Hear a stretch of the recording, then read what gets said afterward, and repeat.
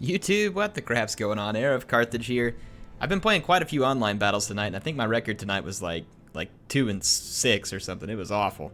And I wanted to relay some lessons that I learned for you all, and then maybe finally a couple of times where I found success. Some of my losses were just terrible. They weren't very interesting, but kudos to the players that beat me. They beat me bad.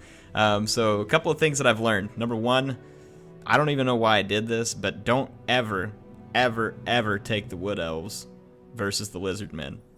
You cannot do anything versus the Lizard Men. So like you may think, oh well, maybe War Dancers would do okay versus Saurus because they're anti-infantry. No, they instantly die, instant die. And then same thing with Eternal Guards. Saurus Warriors will just absolutely crap on everything that the Wood Elves can throw at them. Your infantry does not stand a chance. Period. If they bring Saurus Warriors, you are dead. And then there's no way you can stop all the dinosaurs from getting to your archers. So unless you are very lucky, a somewhat traditional Wood Elf build will not work. Period. Won't work.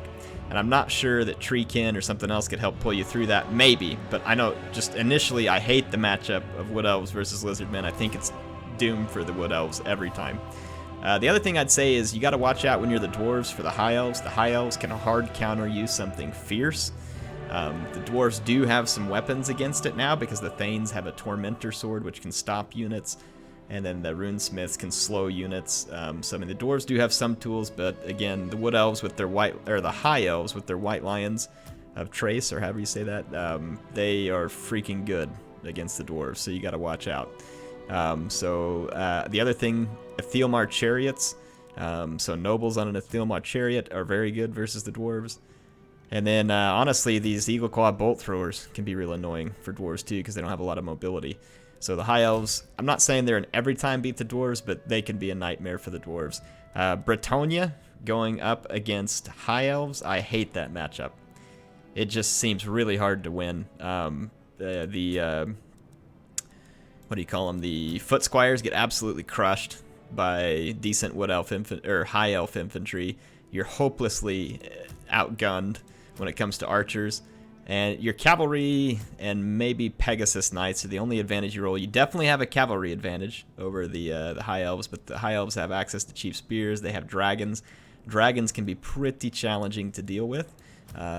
Even with Lewin accompanied by some Pegasus Knights, you'd have to be pretty careful. The High Elves have nets. They have a vortex that can hurt flying units. They are very good against a lot of the stuff that Bretonnia can throw at them. So like I said, I would be quite careful in that. But anyway, those are a few of the matchups that I've noticed. Greenskins, they're not a bad faction, but they do struggle, in my opinion, versus several different factions. They struggle with flyers, which makes the High Elves very good against the Greenskins. They have a net and flyers. GG Greenskins, in my opinion. I don't know, unless you all know a better way out of it. But lots of interesting matchups. But you know what? Honestly, I don't expect this game to be something where every faction has an answer to everything that every other faction does. I think there's just some times when you have to realize, you know what? Certain factions are at a disadvantage, and you'd have to be ready to play that. I'm going to show you a replay here where I played as the High Elves and going against the Dawi. I'd seen this match go a couple ways. I had lost as the Dawi to the High Elves earlier, and I actually won one earlier as the High Elves. I lost one of the Dawi as the High Elves, and I won one as the High Elves. Like, I'd kind of had it go both ways. This was going to be another matchup. Well, this was a rush map where there was a ridge, so I felt pretty confident that I could take a huge line of White Lions, which is what I've done here. I've maxed them out at 6 units. I have a spearman on either flank. I have 1 archer, 3 Lothern Sea Guard with shields, Techless with a net and Doomflock, and then I've got 2 nobles on Ethelmar Chariots. My opponent has a front line of Grumbling Guards, Longbeards with great weapons, Miners with blasting charges, Ulthar's Raiders, Peak Gate Guard, Longbeards with great weapons. I'm going to immediately start firing towards the Peak Gate Guard. I'm going to net these units so that they don't get a charge, and my guys get up and over the hill, and we should get a nice downhill engagement. I somehow managed to not charge the Peak Gate Guard, and I ended up blobbing up more on these flanks. You can see the net shutting down the dwarf charge and allowing me to get lots of good shots in the Peak Gate Guard and holding the dwarf still. I'm going to start slamming in with Ethelmar Chariots through my own line, and I'm going to try and make my way into the dwarf back lines. And as I do, I'm going to turn around and keep charging other infantry units. I was slow to do my scouting, and I finally noticed the Iron Drakes and the Ulthar's Raiders. You can see the Peak Gate Guard took a ton of damage already. My Chariots, I just retreated through my own lines after doing damage. Look, Hammers getting chewed up. A lot of units taking a lot of damage. Peak Gate Guard takes a hit here. Look at this, Ulthar's Raiders. Didn't have a throw, so the Chariot gets right into him. Doom Flock on a whole bunch of expensive dwarf units. My 2 Chariots are loose here, and before these Iron Drakes can fire at me, I'm going to turn, get a charge, and the Iron Drakes will die in a big hurry. The Thielmar Chariots, so I'll do a lot of damage, but I saw this Thane coming. I'm sure he has Tormentor Sword. My opponent probably could have used it right there, but he didn't quite get it used, and those Ulthar's Raiders would have ruined me if he used the Tormentor Sword, so I was very lucky to get away there.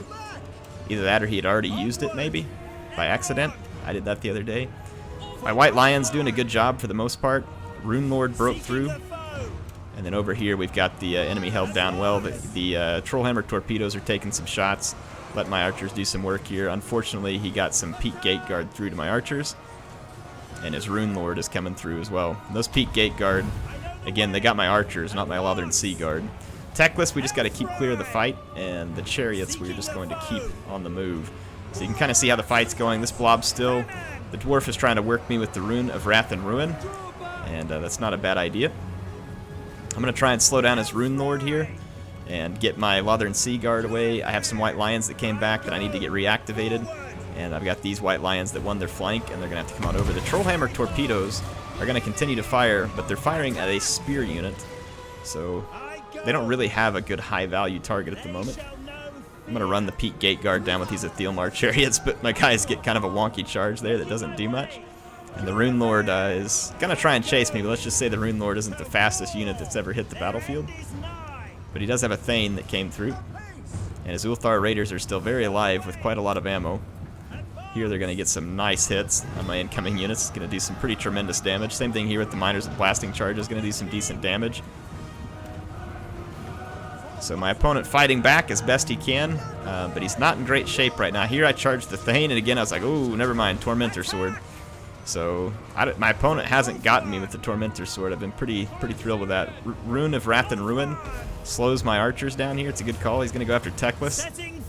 I thought Techless was supposed to be on a horse, but I got that idiotic glitch where you pick the horse. It's like that's been in there since Warhammer 1, and they've never fixed it, where you pick the horse and for some reason it doesn't add it. So my 2 nobles, though, very much alive. And then my Sea Guard able to fire over here to support the Sea Guard that are in combat. And then these Dragonback Slayers are chasing me, being rather annoying while doing so. White Lions continue to fight over here, and they're doing very, very well. I finally caught his Trollhammer torpedoes. We're going to try and take these guys out of the fight. And then I'm chasing his Ulthar Raiders as well. They're winded. My guys are very tired, though. Techless was able to help out over here. He's going to throw down a net. And we're going to catch these Dragonback Slayers. Getting sick of these guys chasing my Chariots. They're a good unit to do so because they can slow. But I'm just going to pick them off with the remnants of my archers, and we'll move these Chariots around to help deal with this Rune Lord, who is persistently chasing my archers, but we should be able to do a lot of good damage to him. Do armor-piercing damage with the Chariots, I think. Yeah, they do armor-piercing anti-infantry damage. I don't know if the Rune Lord counts as infantry or large because he's up on the anvil. And here you can see, like, the Lothern Sea Guard, they'll hold out for quite a while with their spears and shields. They have really good melee defense, 52 melee defense because of martial prowess. So they hold on. They hold on well. This Runesmith getting tied down. Ulthar's Raiders get taken down. And you can see the other units here. The fight gets pretty desperate, and the power bar starts to sour against the dwarves. Techless and the other units here able to drive out the Rune Lord. So fun replay. Really appreciate my opponent, Mogboy. He was very polite, very sporting, and played a fun battle. Made sure not to ready up until I was ready. Really, in my opinion, a great example of a model player online that would make other people want to come back and keep playing. He said he was a viewer of the channel.